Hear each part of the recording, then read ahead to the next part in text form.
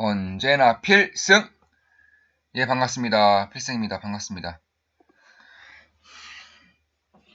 예, 정말 시장이 말도 안 되는 그런 급락을 보이고 있습니다. 이 정도의 급락이라면 금융위기, 혹은 더 나아가서 실물위기, 이 정도 급이 되어야지만 이런 하락을 보일 수 있는데, 과연 지금이 2008년과 같은 금융위기인가?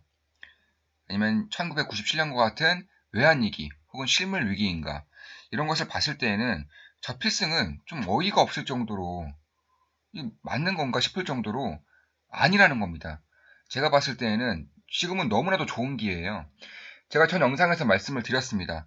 만약에 1700대, 1600대가 온다면, 그냥 코스피 지수 기준으로 1700대, 1600대까지 내려온다면 적극적으로 투자를 할 것이라고 공개적으로 말씀을 드렸습니다.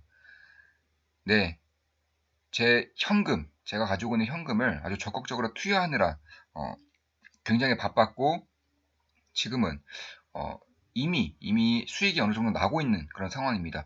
사실상 과연 지금 이 질병 하나로 혹은 유가 폭락 하나로 이렇게 강력한 시장에, 그러니까 돈이, 이 유동성이라는 것이 역사상 가장 많이 풀린 지금 시기에 과연 이런 주식시장을 혹은 부동산 시장을 박살낼 수가 있을 것인가? 전 그럴 수 없다라고 보고 있습니다. 적어도 이러한 위기를 박살내기 위해서라면 금리가 많이 인상되고 있으면서 유동성이 급격하게 저하가 된다던가, 혹은 전쟁과 같은 그런 상황이 발생하면서 실물 경기가 말도 안 되게 위축이 된다던가, 이런 상황이 있어야 하는 건데 지금 딱히 그런 상황이 보이지 않습니다. 지금 코로나 바이러스도 대한민국, 중국 같은 경우에는 이 완치자가 확진자 수를 이미 넘어섰습니다. 이미 거의 종식 단계를 가고 있다, 이렇게 보시면 될 것 같고요. 저번 주부터 시작한 미국, 유럽 같은 경우에는 이 한국과 중국, 혹은 조금 더 보수적으로 봤을 때에는 4월 중순쯤에는 지금과 같은, 지금 한국과 중국이 보이는 것 같은 그런 종식 단계를 거치지 않을까, 이렇게 보고 있습니다. 그러니까 길면 한 달짜리 이런 실물 경기의 악화가 되는 것인데, 겨우 이거 가지고 증시가 혹은 경기가 이렇게 박살날 수가 있는가? 돈이 이렇게 많이 풀린 상황이고 금리가 이렇게 낮은 상황에서, 그리고 전 세계에서 뭐 미국뿐만 아니라 유럽, 중국까지 이 돈을 풀겠다고 나서고 있는 그런 상황에서 이럴 수 있는 가능성은 거의 없다라고 보고 있는 것이 제 판단입니다. 그렇기 때문에 바로 전 영상에서 1700대, 1600대까지 온다면 정말 강력하게 적극적으로 투자를 할 것이라고 밝혔고, 투자를 많이 하고 온 그런 상황입니다. 만약 여기서 더 떨어진다, 1500대, 1400대까지 간다면 저는 영혼까지 끌어모을 그럴 생각이 있습니다. 그만큼 지금은 말이 안 되는 것이고요. 이런 위기가 오기 위해서는 버블이 있어야 합니다. 버블이. 근데 미국 시장 외에는 버블이 있었다고 할 수가 없습니다.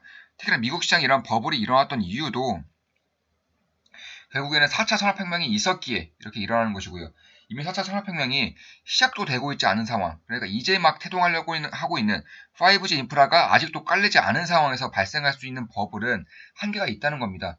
진정한 버블이 오기 위해서는 자율주행차가 우리 눈앞에 굴러가고 있을 때, 이때 진정한 버블이 올 수 있을 것이라고 생각하기 때문에 지금은 택도 없다. 지금은 빠지면 빠질수록 오히려 잡아야 하는 구간이지 이거 말이나 되겠는가, 이런 생각을 하고 있고 적극적으로 지금 투자를 하고 있는 그런 상황입니다. 전 영상에서 다 공개적으로 밝혔다시피 너무나도 좋은 기회고, 다른 사람들은 공포에 빠질 수 있겠지만 적어도 제 구독자분들, 제 영상을 꾸준히 시청하고 있는 분들은 지금은 너무나도 좋은 기회라는 것을 잘 알고 계실 겁니다. 지금까지 누누이 말씀을 드렸고 실천을 하고 있는 그런 상황입니다. 특히나 한국은 공매도 금지를 이제 만지작 거리고 있다고 하는데 사실상 말이 안 되는 거죠. 이미 미국에서도 중국에서도 양적 완화 단계까지 넘어가고 있는 상황이기 때문에 코스피 시장이 아무리 약하다 한들 이런 폭락은 좀 좀처럼 받아들이기가 힘듭니다.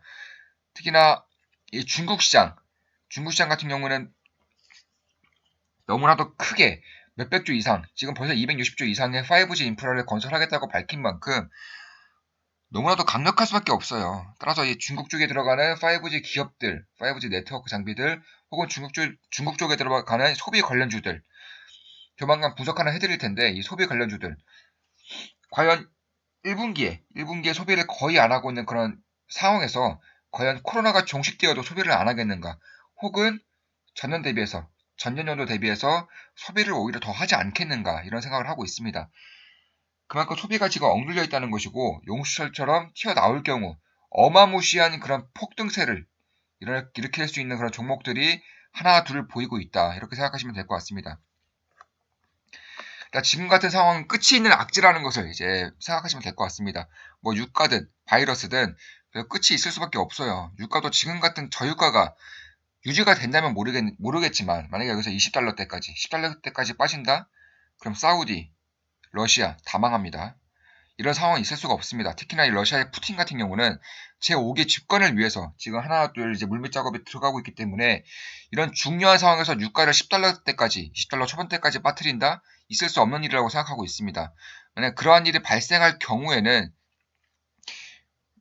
러시아는 이미 끝난 거죠. 러시아의 푸틴 정권은 끝난 것이나 다름없다라고 생각하고 있기 때문에 결코 있을 수 없는 일이다.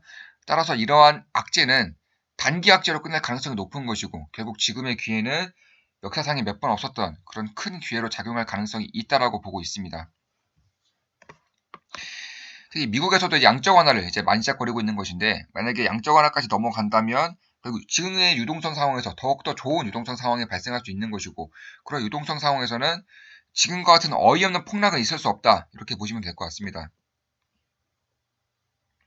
물론 제 영상은 모든 영상이 매수 추천 절대 아닙니다. 예, 사지 마세요. 다만 참고만 하신다면 분명히 도움이 될 것이라고 생각하기 때문에 이렇게 말씀을 드리고 있는 겁니다. 유가시장 역시나 역대급 폭락을 보이고 있고 특히나 미국의 셰일 업체들에 대한 부도 위험으로 인해서 신용 경색이 있을 수 있다라고 이제 보고 있는 전문가들이 많습니다. 충분히 있을 수 있다라고 생각하고 있습니다. 다만 이미 셰일 업계에서는 구조 조정이 시작되고 있고 만약에 부도가 난다면 이 메이저 업체들 엑슨모빌, 쉐보론 이쪽 업체들에 대해서는 더할 나위 없는 기회가 펼쳐질 수 있는 것이고 오히려 투자 기회가 있을 수 있다 이렇게 생각하시면 될 것 같습니다.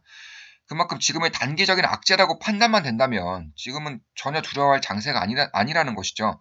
특히 연준 같은 경우에도 제로금리, 양적 완화, 더 나아가서 회사채 매입까지 이제 검토를 하고 있는 그런 상황에서 지금 같은 상황은 절대적으로 기회로 작용할 수 있다. 이렇게 생각하시면 될 것 같습니다. 자, 지금에 대한 악재, 지금에 대한 폭락에 대한 분석이었고요. 참고만 하시면 될 것 같습니다. 예, 필승이었습니다. 겁먹지 마십시오. 힘내십시오. 필승!